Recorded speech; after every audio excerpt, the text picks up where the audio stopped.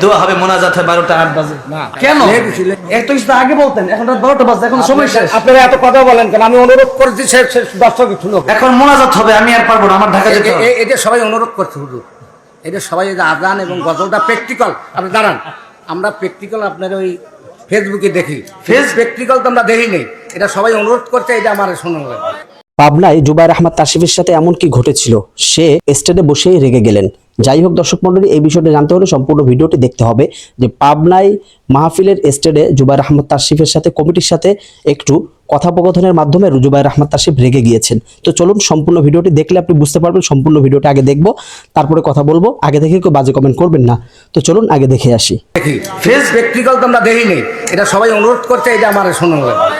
এখানে আরো বয়ান করতে হবে, আর আজান দিতে হবে, গজল গাইতে হবে, আরো উপদেশমূলক আরো বয়ান করতে হবে। ধৈর্য ধরেন, আপনারা স্টেজে কথা বলতেছেন, ওয়াজই তো শেষ। আপনারা ধৈর্য ধরেন, হবে ইনশাল্লাহ। এত টাকা পয়সা দেয়, আমি জানলে তো আরো সময় লইয়া আমি আসতাম। আগে বলবেন না, আমার আগে বললে তো আরো ভালো হতো।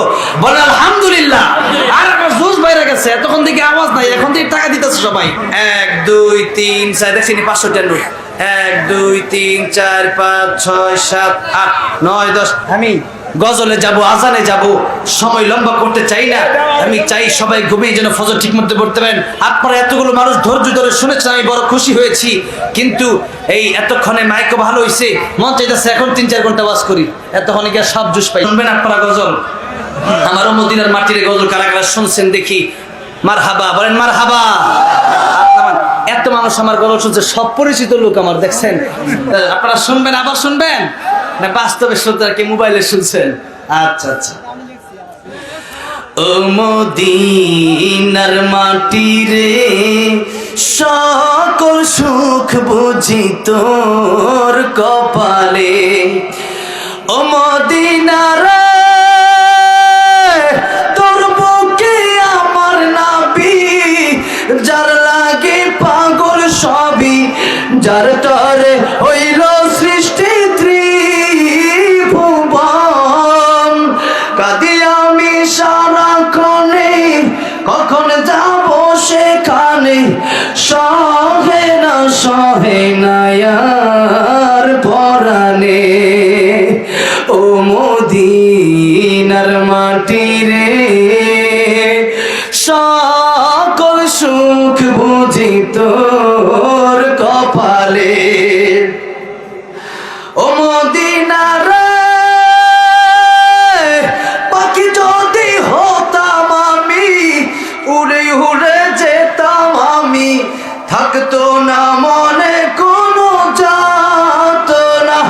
দেহে নাই পাখায় আমার, সাথে নাই টাকায় আমার, কেমনে যাব সেখানে।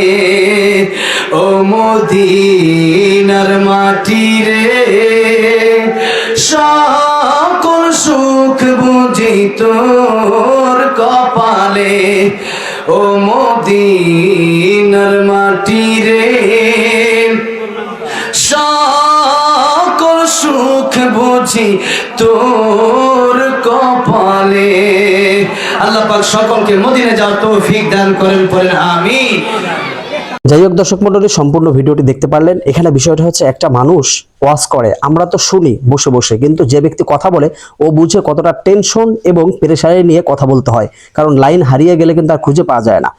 কারণ ও 1-1.5 ঘন্টা 2 ঘন্টা 2.5 ঘন্টা বয়ান করার পরে যদি তারা মোনাজাতের আগ মুহূর্তে আবদার করে যে গজল গাইতে হবে, তখন তো রাগ আসতেই পারে। যদি আগে থেকে বলে তাহলে ওয়াজটা সেই সিস্টেমে করে গজলের টাইমটা রেখে দিতে হয়, বা গজলের টাইমটা রেখে দেয়, তারপরে গজল গিয়ে শোনায় বা আজান দিয়ে শোনায়। কিন্তু সে টাইম বাদেই 2 ঘন্টা 2.5 ঘন্টা কথা বলার পরে মোনাজাতের আগ মুহূর্তে বলে গজল গাইতে হবে। তো এই বিষয়টা জুবায়ের আহমদ তাশরিফ রেগে গিয়েছে। তার রাগাটা কিন্তু 100% রাইট আছে। যাই হোক, কমিটিদের একটা কথাই, যে বক্তাকে দিয়ে যদি কালেকশন করাতে হয় বা গজল দিতে হয় বা আজান দিতে হয়, এটা আগে বলতে হবে, তাহলে বক্তা ওইভাবেই প্রিপারেশন নেবে। না হলে কিন্তু এরকম সমস্যার সম্মুখীন হতে হবে। যাই হোক দর্শক, আজকের ভিডিও নিয়ে আপনার মন্তব্য কি কমেন্ট করে জানাবেন। ভিডিওটি ভালো লাগলে লাইক এবং শেয়ার করবেন।